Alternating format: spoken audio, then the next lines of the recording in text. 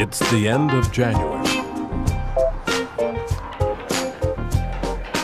There's 1 month left in the season.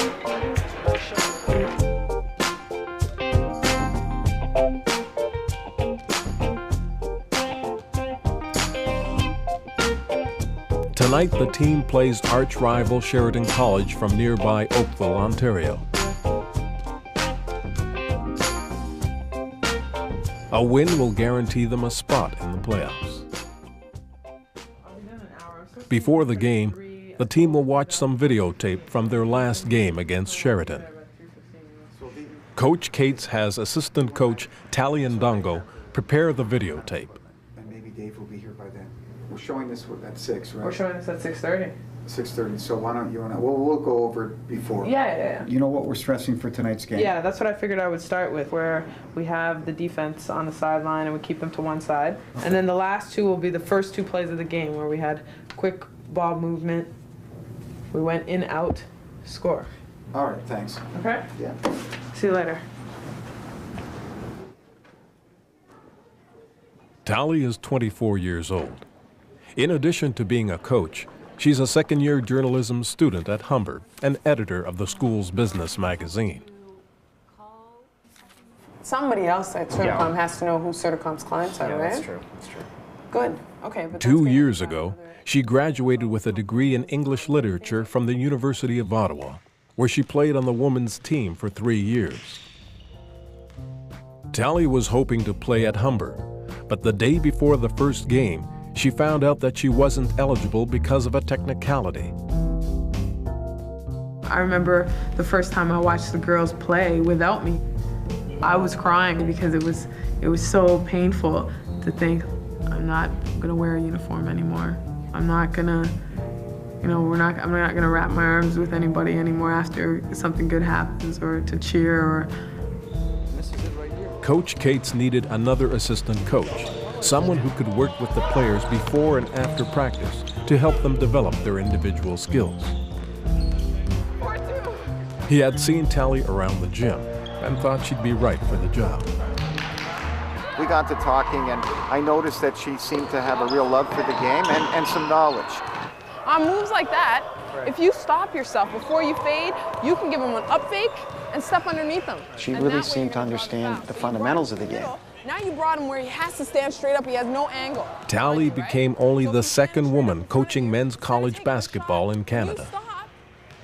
We weren't too sure how it was gonna all pan out in terms of if, my peers, male peers, would accept me as a coach. At first when I saw her, we had a scrimmage, and I thought she was like the ball girl or something. I thought she was gonna be like, the manager. When Coach Cates came back from the Olympics, and he introduced her as the assistant, I was like, oh man. People were probably wondering if they're gonna really listen to her, or does she really know her stuff? Questions like that. Is she gonna be able to stick it out for a year? Does she really actually know what she's gonna be telling us? Gaining respect for her basketball savvy wasn't the only challenge Tally would face. She would have to deal with being the only woman in an all-male environment. They make comments about women that are around, or they talk about their, sexual adventures, or, Yo, hold on, wait. Ain't she come from Edmonton? Yeah. That's fire, yo. Did I want to see her? Hell no. But I don't really address all of that. It's not my responsibility to teach them about sexism. My whole focus was to try to gain their trust so that they could accept criticism from me, so that they could actually respond to me. At times, Tally didn't know if she was up to the challenge. It's been hard some days where maybe my reaction to players' behaviors or how they react to me, my assessment of that, comes down to, okay, they don't respect me, or they don't listen to me, or they don't like me, or something like that. And so when I feel, on days like that where I feel that way, then I start to think, well, is this worthwhile? Like, I try to let her know that in the end, she can overcome all that by just doing her job. That's the way you get out of that. You do your job. Off your palm, it's on your palm a little bit. The bottom line was whether Tally could help the players get better. Let's go, finish. Early in the season, she started working with a couple of the players and proved that she knew her stuff. There it is, money. She keep my shot consistent. Last year, my shot would just come and go. You know, she kind of encourages me, tell me what's wrong, that I'm shooting it off my palm. I need to get my knees, my legs more into my shot. Actually, when she's not here, I kind of miss it. Gaining their respect and with them seeing improvements in their game due to the work that they were doing with me, I think that kind of opened up the eyes of some other players. Well, at first, I didn't really think she could help me with anything. But then when I did need someone there to my individual workouts and she was there, you know, for me, she talks to you when you're shooting, tells you things that you need to work on, little things that you're not doing. And I found that she's very helpful. She knows a lot. For a girl, I don't want to say that because that's sexist, but she does know a lot for a girl, and, you know, it's been real good. It's been profitable, you know, working with her. She's really helped my game, and that's what I want to do. I want to improve. 90 minutes before the game with Sheridan, Tally runs through the game plan with Dexter Miller. Again, and this one, so we get guards rebounding, and all we get is swing, swing, boom. It's baseline shooters. You're in rhythm, shoot it, because we're going to be crashing the whole night. Right, and we get good things, exactly. And that's the kind of stuff that we need to get tonight.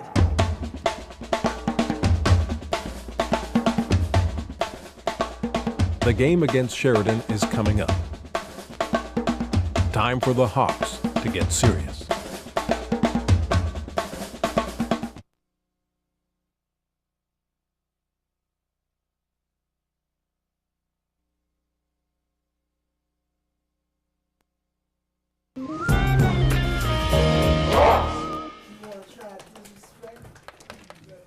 A win tonight against Sheridan will guarantee the Hawks a spot in the playoffs. A loss will throw them into a three-way race for 2 playoff spots. And I'm telling you, this game really solidifies. If we win tonight, we have a bye that's big. That is big, okay? I'm thinking down the road here. Otherwise, we got our work cut out for us. 1, 2, 3, Hawks!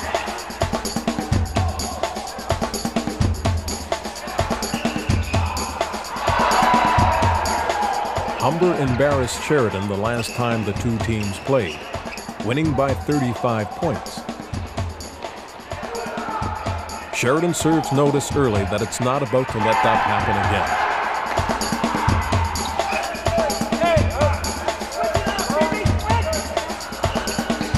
again. Midway through the first half, Sheridan takes a 6-point lead.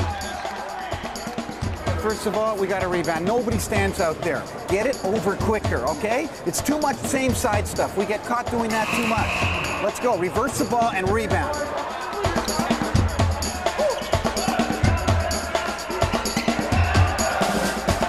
Humber charges back and goes on a run. Slide! With 5 minutes left in the first half, Junior Brown hits a 3-point shot to put Humber into the lead.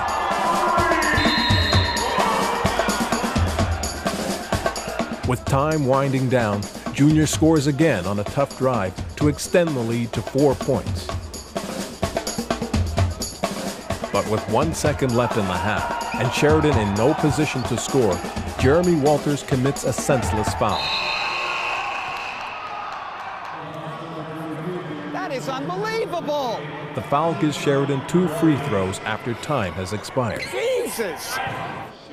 Sheridan sinks both shots, cutting Humber's lead to 2. The coach is furious at Jeremy.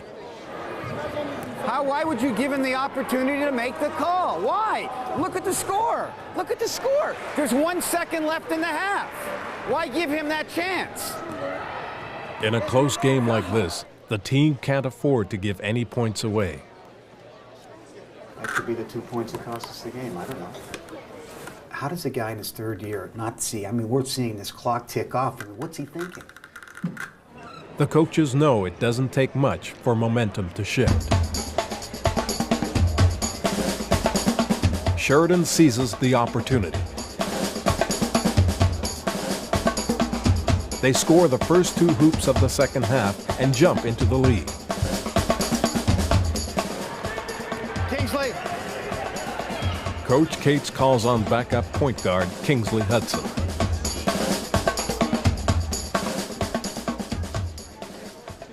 Like Junior Brown and Fitzroy Woolery, Kingsley got to realize his dream of playing college ball in the States.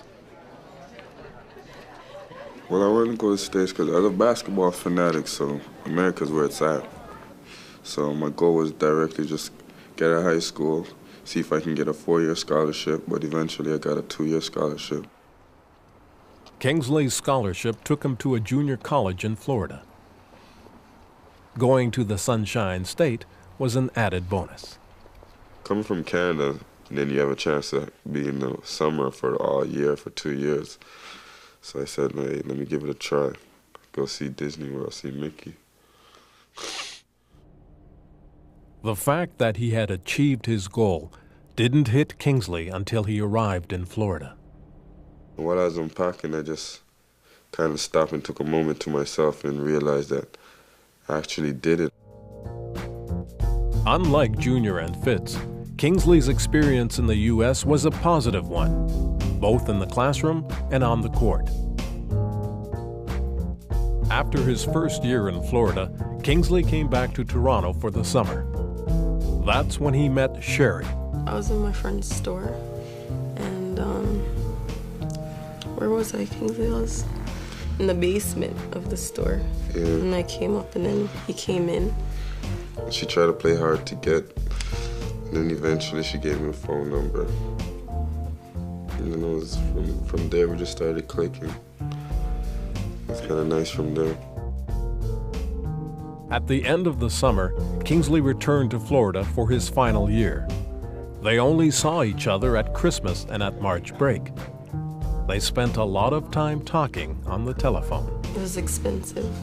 Let's just put it that way. Expensive. Things continued to go well for Kingsley. He was thrilled when his play attracted the attention of some Division I schools, where basketball is played at a higher level. But then, he got another call from Sherry, telling him she was pregnant.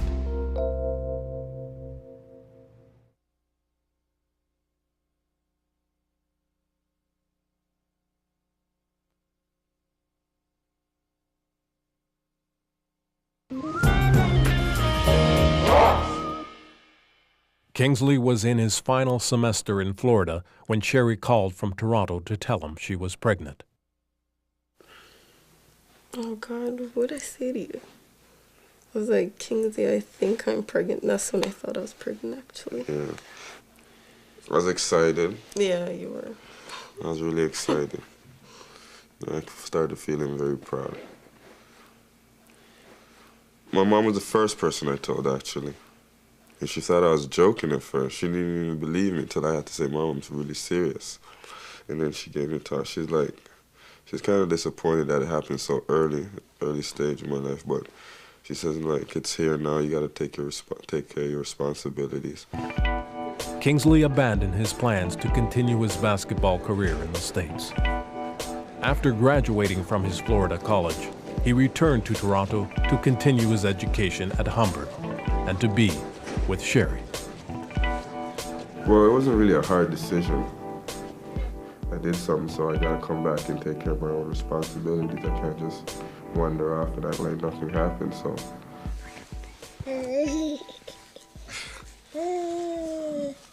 Kason Hudson was born on December 23, 1999. When he came out and I first held him in my hands, it just felt like my whole body felt different. When I first held him, I know it's like I felt like I wanted to cry. It's like an unbelievable feeling, like, I can't believe this is actually my son. Sherry is a first-year nursing student at Humber. She and Kingsley plan to live together after they finish school. Right now, she and Kaysen live with her mother and sister. Kingsley lives with his family a few minutes away. The young couple wouldn't be able to make ends meet without a lot of help from their families. We're kind of really lucky to have such good parents. Because her mom wants to see her graduate, and my parents want to see me graduate. So they're willing to help us out as long as we're in school. Kingsley and Sherry have to juggle their parental responsibilities with their studies. From Mondays to Wednesdays, like I have like a 9 o'clock class, right? So I have to get up at 7:30, get Kaysen ready, get his bottles ready, to the daycare, and then go to school. And then on Thursdays and Fridays, he's Kingsley's responsibility, so. Ready? It's not something like really to play with. It's not like a temporary thing. It's a permanent thing, taking care of a child. It's gonna be in your life for the rest of your life. Yeah. Watch the sewer. Come. You gotta sacrifice a lot of time. You gotta be around him for his first step, you know, his first word. You gotta play with them too. They need a lot of attention too, so. Give me a kiss. He is a good father. A lot of guys would have, like, you know, they want to go play ball all the time, but it takes time away from his friends to come play with Kaysen. Show everybody you can duck. The fact that I'm just like 2 minutes away from school, when I get my breaks off of school, I just come over and see him.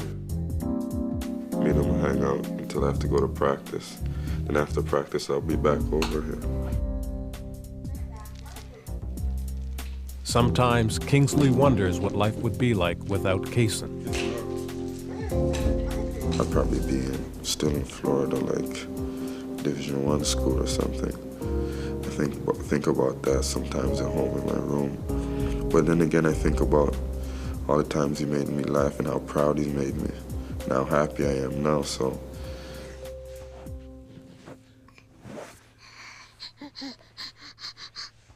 You know, a lot of girls who got pregnant and the guys just ran off, like, you know, but he's cool. Nope, I'm here to the end. Hopefully.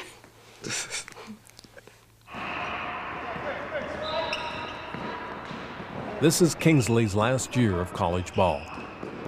He was a starter in Florida, but at Humber he's had to accept a backup role, playing behind Junior Brown, one of the team's best players. Unlike a lot of players, he understands that the team comes first. I accept the role that I'm not being a starter. I understand that. It's like a puzzle. If I can put my piece in, I can help this team win a championship. Then I've done my job. I'm often used as a reference for players. If somebody were to call on Kingsley's behalf, I would really go to bat for the kid because he really displays the work ethic. He comes to practice, works hard, he achieves well in the classroom. His marks are never in jeopardy. That, to me, is a guy who understands his role, has his other priorities in life more or less straight. And I admire him for that. It really has nothing to do with his basketball ability. Go, JB, go with him, Dick!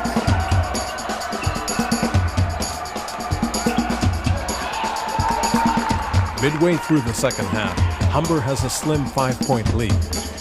Okay, let's go. The coach goes to the bench to get some fresh legs into the game.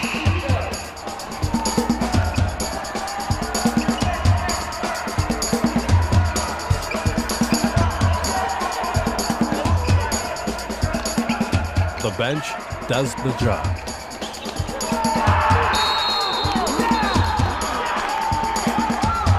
With 5 minutes to go in the game, the Hawks lead by 17.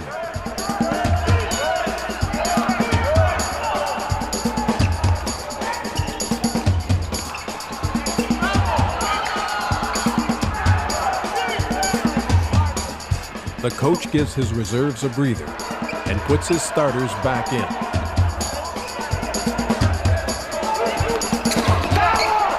What are you calling? Where are you tonight? Sheridan launches a furious comeback.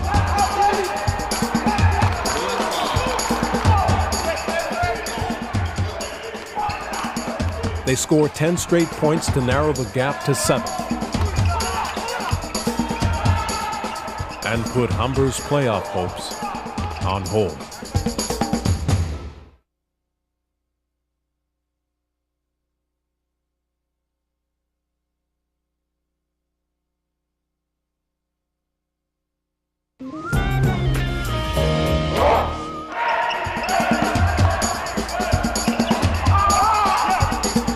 Sheridan has cut Humber's lead to 7 and put themselves right back into the game.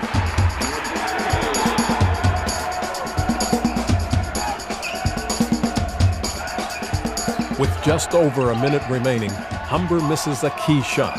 Sheridan comes down with the rebound. Don't get beat off the dribble, let's go! They push the ball up the court. A basket will put them within striking distance. Humber rebounds the Sheridan miss. One more Humber basket will put the game out of reach. Junior Brown delivers the knockout punch. Humber wins by 8. It was a hell of a win. They played well, man. The victory assures Humber a spot in the playoffs, where they're likely to cross paths with Sheridan again. Tell you what, I mean, that was as good as I've seen the team play. The bench was unbelievable. What this means is that that's going to happen. If the bench gets stretches of minutes, like I think it was 8, you guys have to come back in because you're in such great shape. Look, I mean, look at Junior, look at that. Oh, too much players, man. Look who we're bringing in to close the game. Tonight, the team will enjoy the victory. Tomorrow, they'll get back to work as they continue their quest for the national championship. Say bye, Casey. Say bye.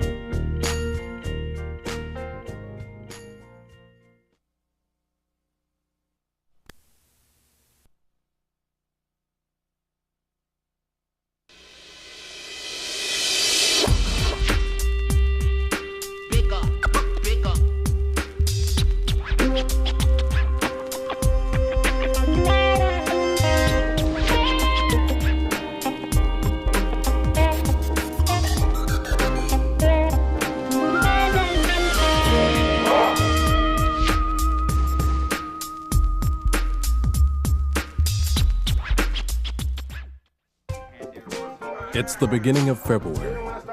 There are only 3 weeks left in the regular season. The final push before the playoffs leading to the national championships. This is a crucial time for the team to come together.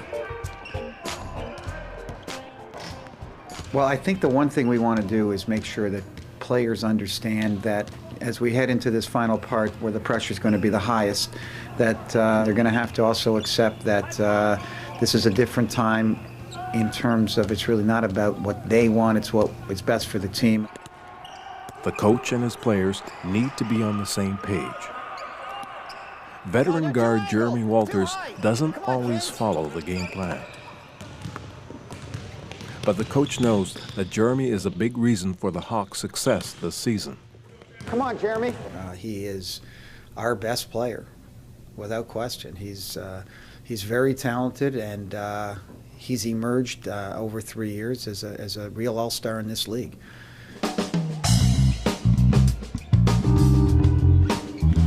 Jeremy took us to a #1 ranking and made big shots and big plays.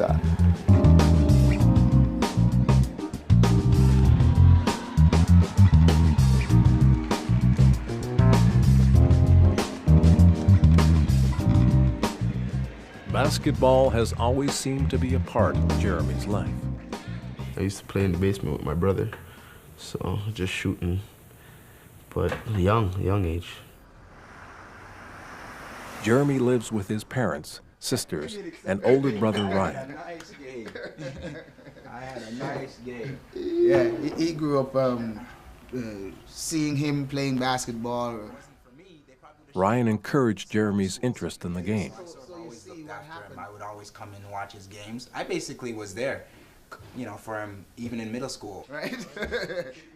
By the time Jeremy went to high school, basketball dominated his life. It was always eat, sleep, basketball, nothing else. I mean, go to school, but whenever we had a chance, it was always basketball. Because I'd wake up in the morning, go work on my game, then go to class, lunchtime, play basketball. After school, we had practice.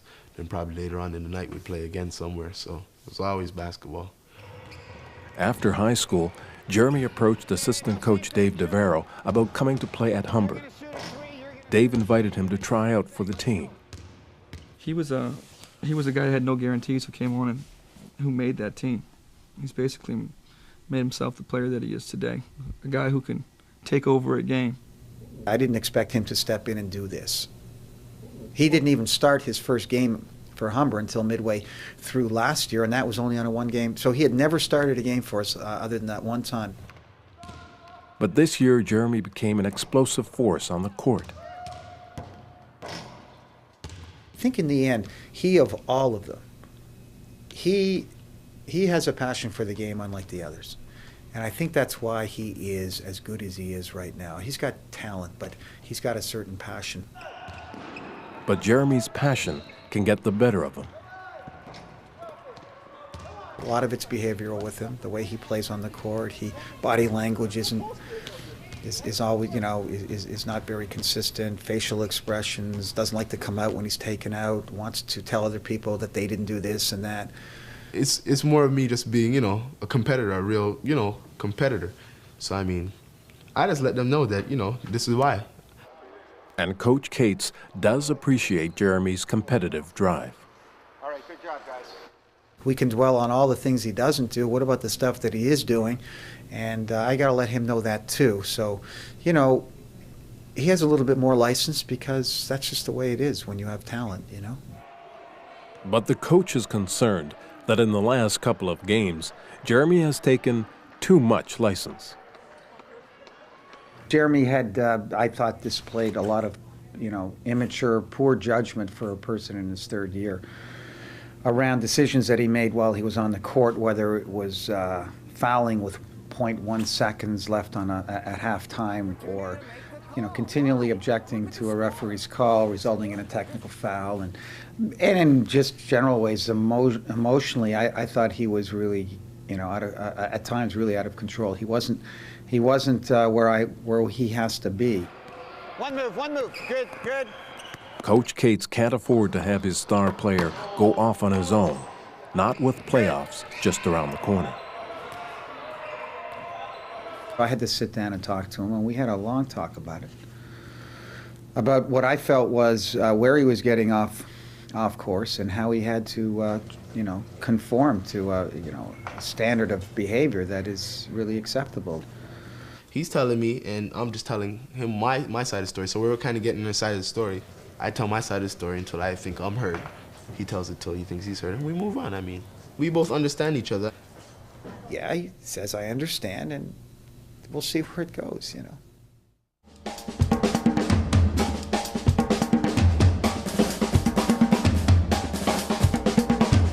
Tonight, Humber plays George Brown. A win will guarantee the Hawks first place in the regular season.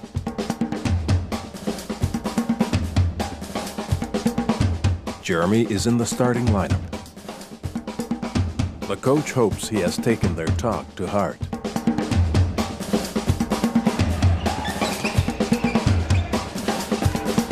The Hawks get off to a quick start.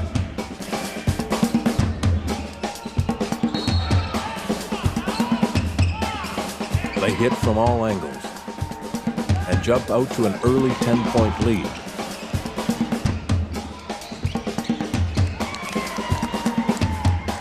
Get up on him. But George Brown comes roaring back to tie the game.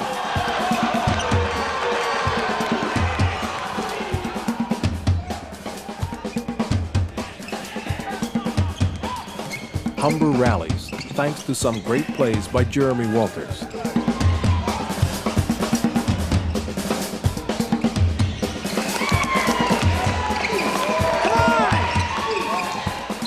At halftime, the Hawks head to the locker room with an 8-point lead. But they know George Brown won't go down without a fight. Humber is not the only team with an eye on first place.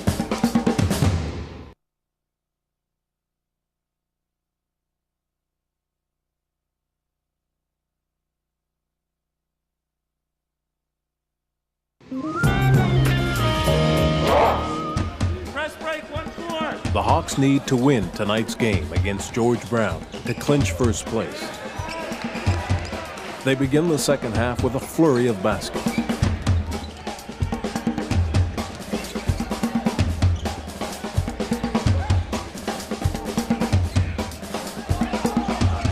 With 7 minutes left in the game, the Hawks open up a 15-point lead.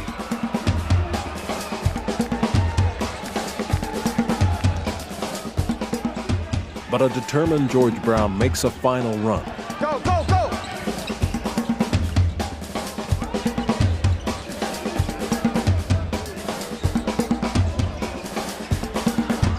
They climb back to within 7 points. Go through! 7 points is as close as George Brown gets.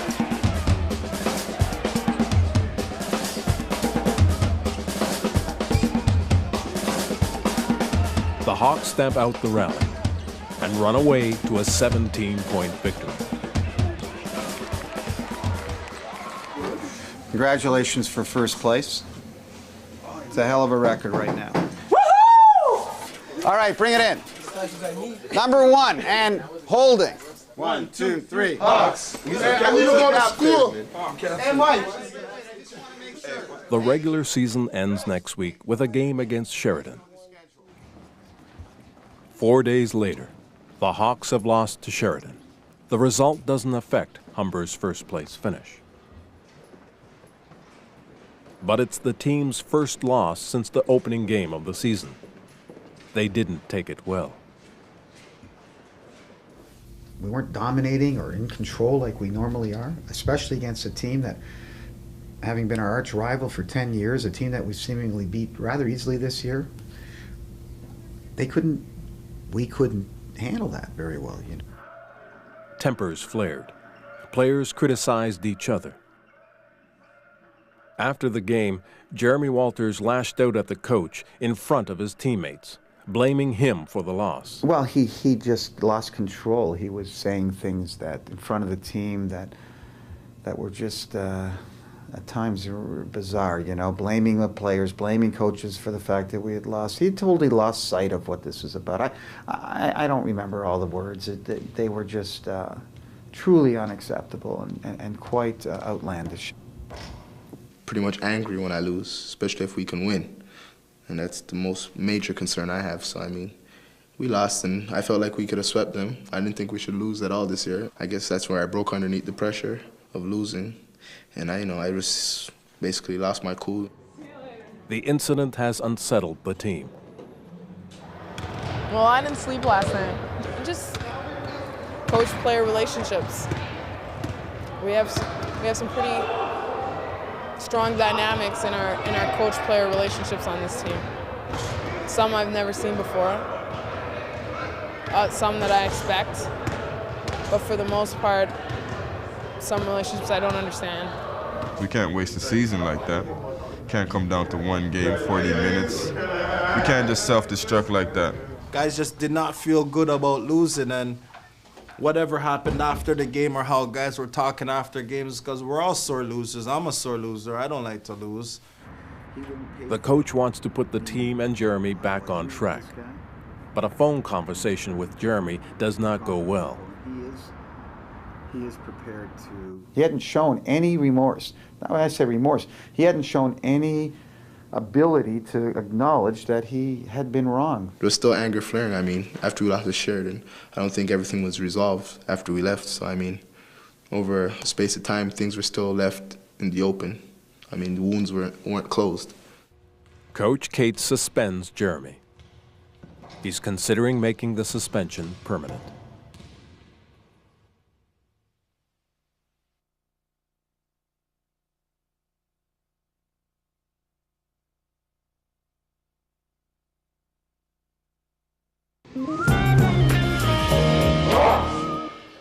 Coach Cates has suspended his star player, Jeremy Walters. A lot of coaches would have dismissed Jeremy outright, but Coach Cates won't act hastily. He is aware that his actions can have a big impact on his players. His assistant coach, Dave Devereaux, knows it too, from personal experience. Dave has been Coach Cates' assistant for the past 5 years, but their relationship goes back 20 years. Dave played for Coach Cates in high school. Like many of his friends, he was obsessed with basketball.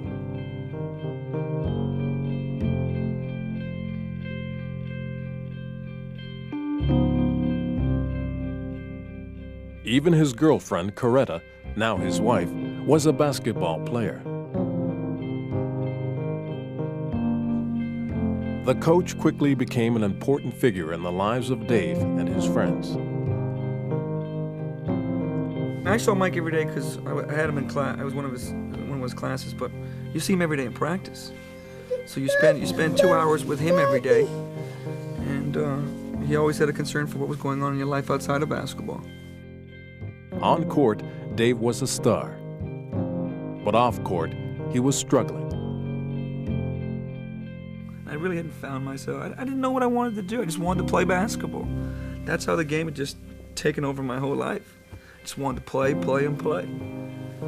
That's what I wanted to do, and there wasn't anything else. School was second to playing. If I could find a way to not go to school and play, I would do that. As he neared graduation, he had to decide what to do. His family wanted him to start earning a living. So I was getting this pressure about what am I going to do when I finish high school. You're expected to get your high school, if you get your high school diploma, and then go to work. Dave wanted a different life for himself. I never wanted myself to be like my father where he had to work 12-hour days or 2 jobs to support his family. Not disrespecting my father and what he's done and all the hard work he's done. I never wanted to work like that. I told myself I never wanted to be like that. But he wasn't sure what he wanted to do. He turned to Coach Cates.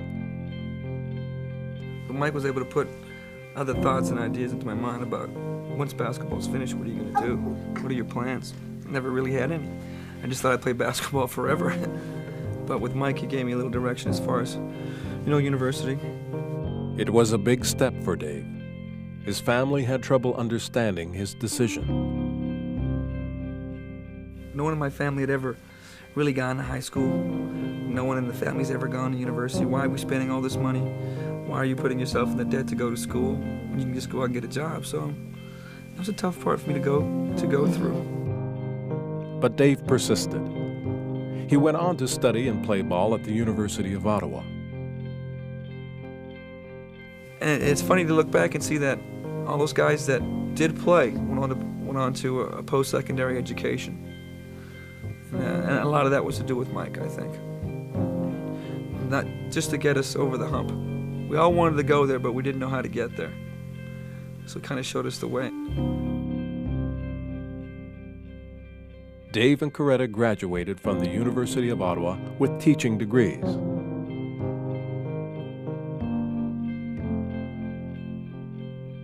When they returned to Toronto to take up teaching positions, Dave was reunited with his mentor.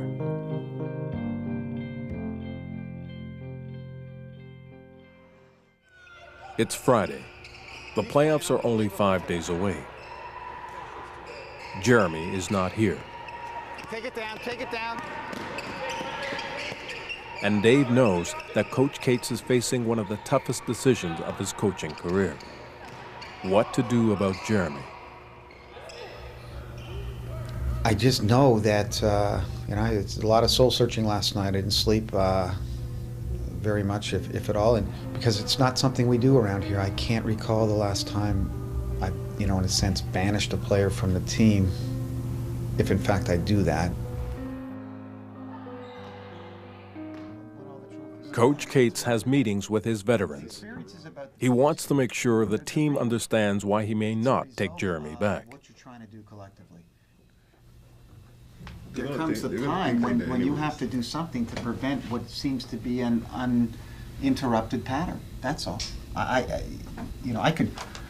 My style is not to mete out punishment, and I'm saying that in my mind, it's not changing. It's getting worse. It's getting worse. The players understand Coach Cates' dilemma, but Jeremy is also their teammate.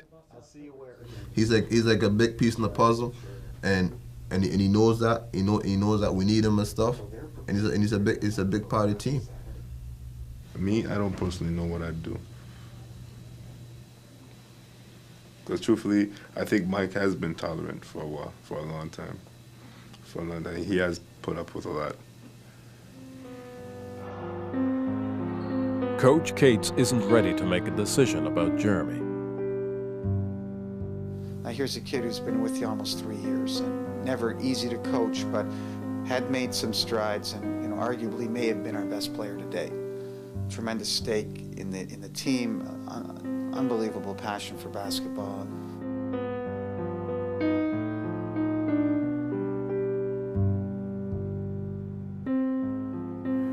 I think he defines himself through basketball completely, and I don't think that's very healthy, but to take that away from him at this point was not going to be easy for me.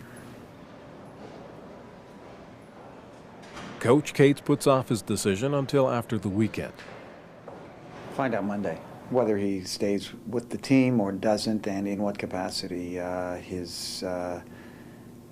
well, just put it this way, we'll take it one step at a time, whether he stays with the team or not. Jeremy is about to have the longest weekend of his life.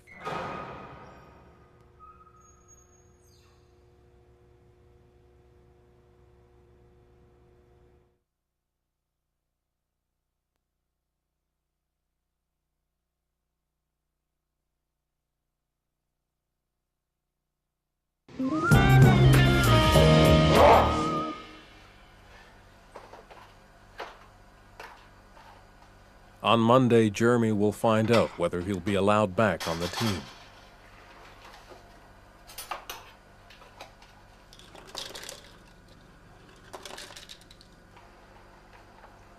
Not knowing has been hard to deal with.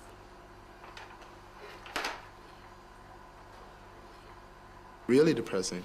Just went home, slept, ate, watched TV, slept, ate, played PlayStation, did some homework. The thought that he may end up at the national championships as a spectator haunts him. It would be eating me up inside, thinking I could be on the court playing with all my team players and, them winning a ring. I mean, it would be really depressing. Really, really, really depressing.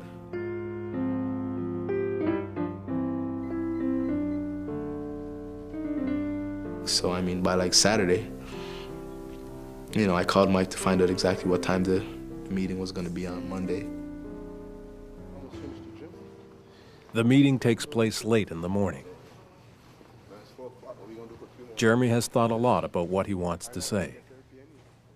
Just knowing what we had and what we have experienced all year, to me, to go as far as we did and to lose out on, misbehavior and, just things that I've said, and, I had to make sure at least my wrongs were right, even though if my career did end, I want to know for myself that I made wrong right. The meeting lasts for an hour.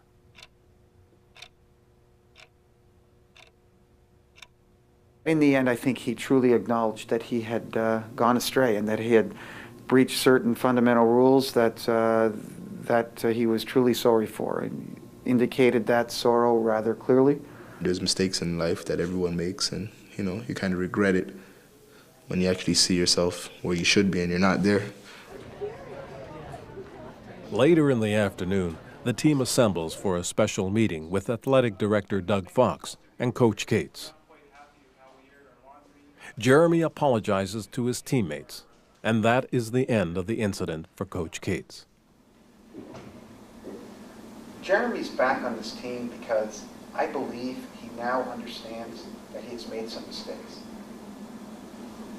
I want you to support your players and teammates, and I think you can do that.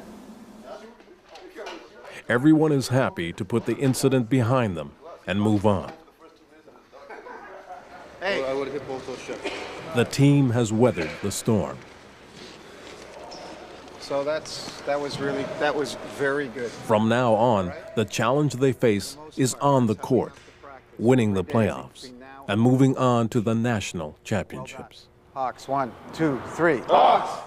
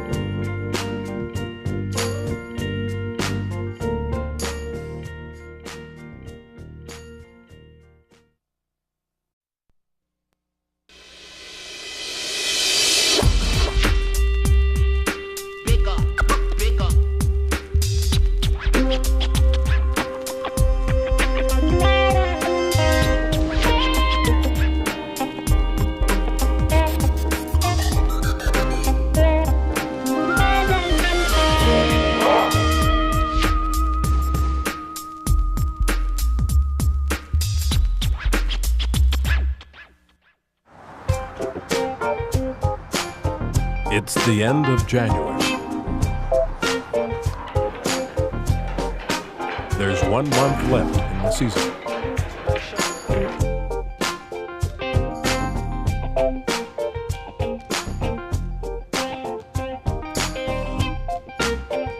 Tonight, the team plays arch rival Sheridan College from nearby Oakville, Ontario. A win will guarantee them a spot in the playoffs.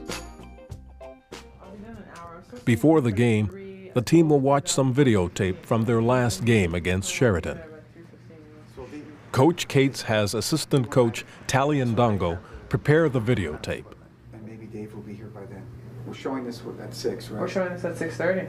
6:30. So why don't you and I? We'll go over it before. Yeah. You know what we're stressing for tonight's game? Yeah, that's what I figured I would start with, where we have the defense on the sideline and we keep them to one side. Okay. And then the last two will be the first 2 plays of the game, where we had quick ball movement. We went in, out, score. All right, thanks. Okay? Yeah. See you later. Tally is 24 years old. In addition to being a coach, she's a second-year journalism student at Humber and editor of the school's business magazine. Somebody else at Certicom has to know who Certicom's clients are, right? That's true. That's true. Good. Okay. But 2 years ago, she graduated with a degree in English literature from the University of Ottawa, where she played on the women's team for 3 years. Tally was hoping to play at Humber, but the day before the first game, she found out that she wasn't eligible because of a technicality.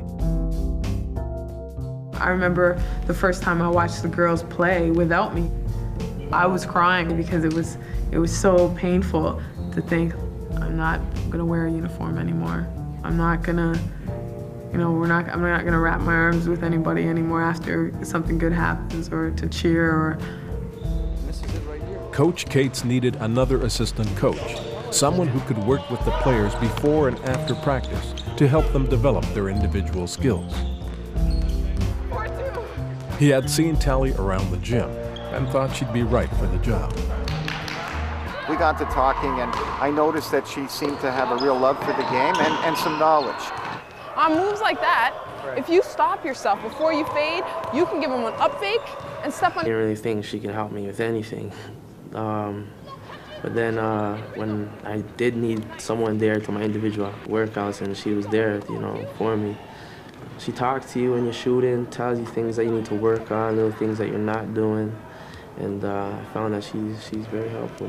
She knows a lot. For a girl, I don't want to say that because that's sexist, but she does know a lot for a girl, and it's been real good. It's been profitable, working with her. She's really helped my game, and that's what I want to do. I want to improve.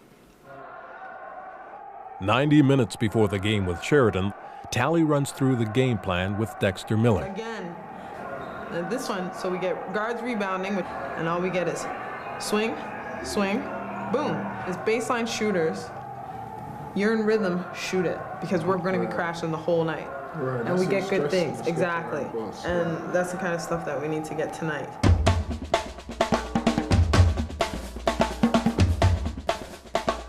The game against Sheridan is coming up. Time for the Hawks to get serious.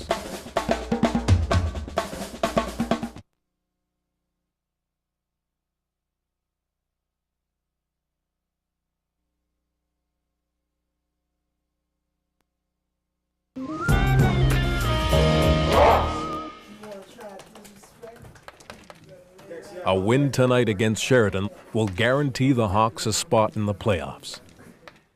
A loss will throw... She really seemed to understand the fundamentals of the game. Now you brought him where he has to stand straight up. He has no angle. Tally became only the second woman coaching men's college basketball in Canada. We weren't too sure how it was going to all pan out in terms of if, my peers, male peers, would accept me as a coach. At first when I saw her, we had a scrimmage, and I thought she was like the ball girl or something. I thought she was going to be like, the manager. When Coach Case came back from the Olympics and he introduced her as the assistant, I was like, oh, man. People were probably wondering if they're going to really listen to her, or does she really know her stuff, questions like that. Is she going to be able to stick it out for a year? Does she really actually know what she's going to be telling us? Gaining respect for her basketball savvy wasn't the only challenge Tally would face. She would have to deal with being the only woman in an all-male environment. They make comments about women that are around, or they talk about their, sexual adventures, or, Yo, hold on, wait. Is she coming from Edmonton? Yeah. That's fire, yo. Did I want to see her? Hell no. But I don't really address all of that. It's not my responsibility to teach them about sexism. My whole focus was to try to gain their trust so that they could accept criticism from me, so that they could actually respond to me. At times, Tally didn't know if she was up to the challenge. It's been hard some days where maybe my reaction to players' behaviors or how they react to me, my assessment of that, comes down to, okay, they don't respect me, or they don't listen to me, or they don't like me, or something like that. And so when I feel, on days like that where I feel that way, then I start to think, well, is this worthwhile? I try to let her know that in the end, she can overcome all that by just doing her job. That's the way you get out of that. You do your job. Off your palm. It's on your palm a little bit.